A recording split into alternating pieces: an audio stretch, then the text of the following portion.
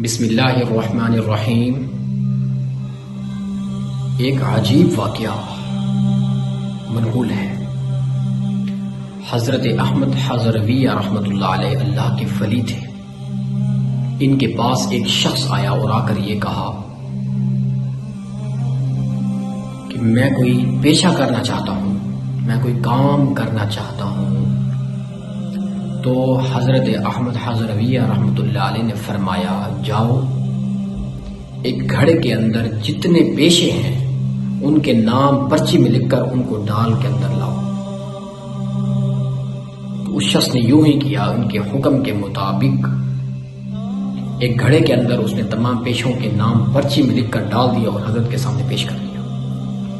تو حضرت نے اس میں سے ایک پرچی نکالی۔ جب پرچی کھول کر دیکھی تو اس کے اندر چوری کا پیشہ نکلا۔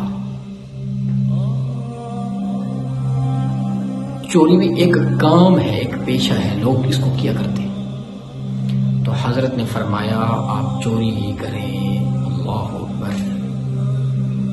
تو اس شخص نے کہا، حضرت میں چوری کروں، یہ کیسے ممکن ہے؟ فرمایا کہ نہیں، جو میں نے کہا وہی کرو۔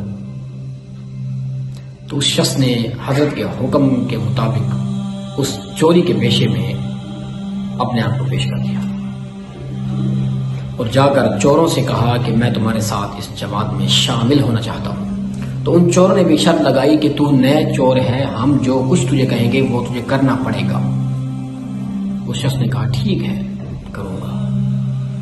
ایک دن اس قافلے نے ایک بڑے ہی لشکر کو لوٹا اور ایک دولت مند آدمی کو قید کر لیا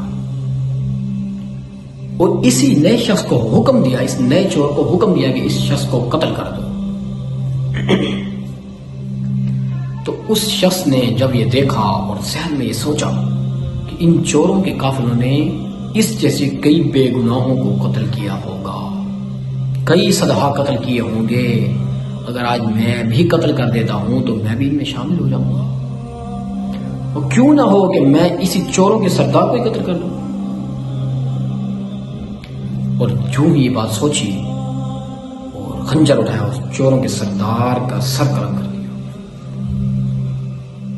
پھر اس کے بعد وہ یہ سارا عالم دیکھ کر سارے چور جو تھے وہ سب بھاگ گئے، فرار ہو گئے۔ تو اس نئے شخص نے اس دولت مند شخص کو رہا کر دیا اور اس شخص نے اپنا سارا مال و دولت اس نئے چور کو دے دیا اور کہا کہ تو نے میری جان بچائی، یہ اس کا صلہ ہے۔ اس نئے چور نے یہ مال و دولت لیا اور وقت کا بڑا ہی مالدار بن گیا، اور تاریخ میں لکھا ہے وہ شخص اللہ کا ولی بھی بن گیا۔ اس نے پھر راہ سلوک میں بڑے ہی مراتب حاصل کیے۔